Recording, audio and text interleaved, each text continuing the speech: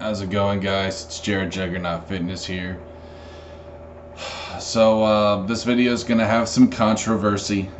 People are gonna have different takes on this, but I'm spreading this knowledge not to look like some kind of fucking know-it-all ninja, but simply to help you guys and to understand that there is science behind this. That is the brachial strike, which, by the way, I don't even think this is a kung fu move. I don't think I've ever seen a kung fu guy attack the neck with the wrist. They use chops and things like that.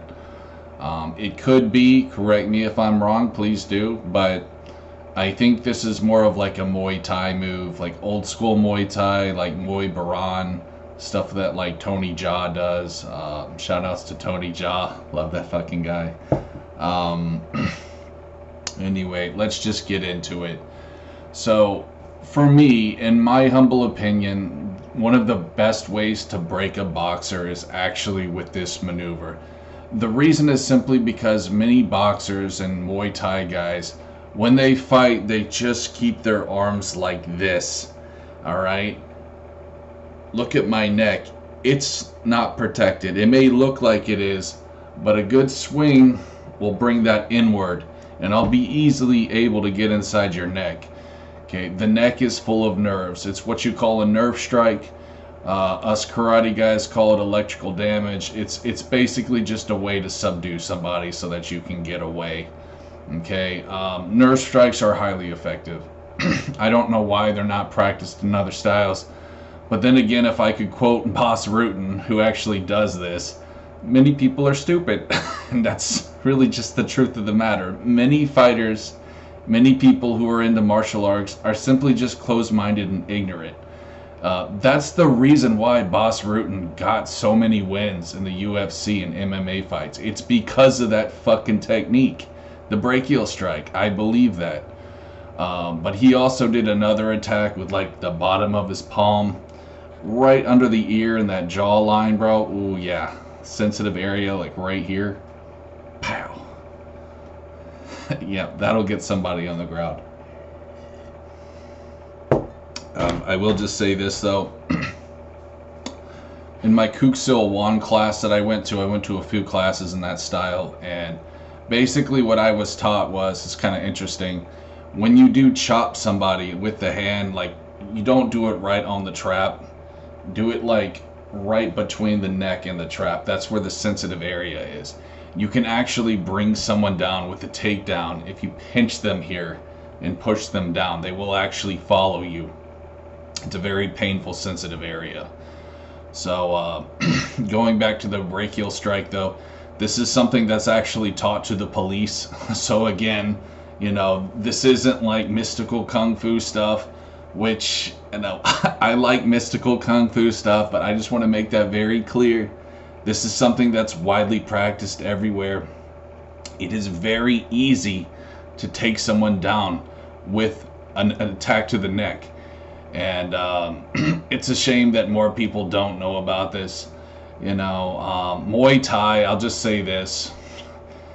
The new Muay Thai, not Muay Baran, not Muay Karat, or any of those older Muay styles, it's very flashy and lacking. Tony Jaa practices Muay Baran, and that stuff has got like throws, joint locks, all kinds of shit. It's basically like, what would you call it? South Asian Kung Fu. Isn't that where like the Philippines are and shit? I suck with that kinds of stuff. You guys will have to forgive me. But yeah, that's like Southeast Asia, if I'm not mistaken. Places like fucking Vietnam and all that crap. So, I believe Tony Jaa is from the Philippines, if I'm not mistaken. I could be wrong about that. Anyhow, he's a badass nonetheless. So, just wanted to share that technique with you guys. If I could give you one more quick technique though that not a lot of people know about, it's a palm strike to the forehead. That's easily one of the most underrated attacks I've ever seen. This is taught in Tai Chi. You're basically sending waves of energy through the brain, which will knock somebody out. There is science to that. So yeah, you don't need a lot of force either. I've seen a guy do this, Clear Martial Arts channel. clears, I think it is. Not a lot of force. I have seen him actually knock people unconscious doing that. You know, you just got to be open-minded, guys. Being open-minded will make you the best fighter. Okay? It will. And if I could quote Boss Rutan also with palm strikes, when you do a palm strike, you're giving yourself about a few inches extra of space, which can help you exert more power. Because look, you know, compared to a punch and a palm strike, you get at least a good 2 to 3 inches, I want to say. Maybe even a little bit more depending on your hand. But palm strikes, they just have more power, bro. Like, a fist is a blunt force, you know. Yes, you can deliver a lot of pain in that way, especially if you like punch somebody in the eye or in the nose. But if you really strike somebody, especially in the chest, you can disrupt their central nervous system. That's what shocks people. Same with, like, you know, pressure points. You're disrupting the central nervous system, and you're actually causing the person to collapse. So it's just an overload, you know. That's basically, I think, the best way to describe it is a fucking sensory overload. So I hope this can help someone out, guys. Only fight if you have to. Don't be an idiot.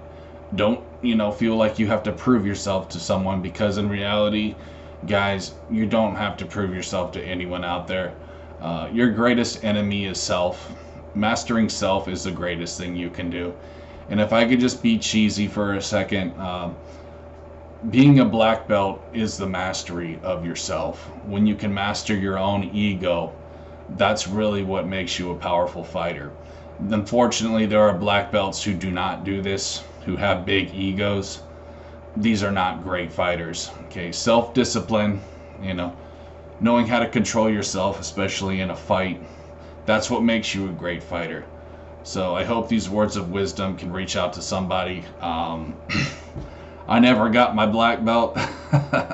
I never finished karate school, but, you know, who knows, dude? Maybe one day I'll go back. I don't know, bro. I honestly don't care at this point. But I do still like talking about this stuff. It's fun to me.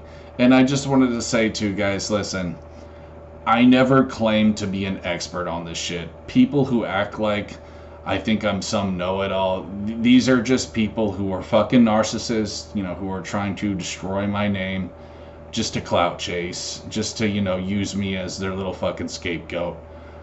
I'm not a fucking expert. Okay, I mean, I do have years of practice, but I do not consider myself an expert. I'm just an enthusiast. Or as since I can't talk today, goddammit. As Sensei Seth likes to say, I'm just a hobbyist. I remember he said that one time, that kind of stuck with me. So thanks for watching, guys. We'll see you on the next one. Peace.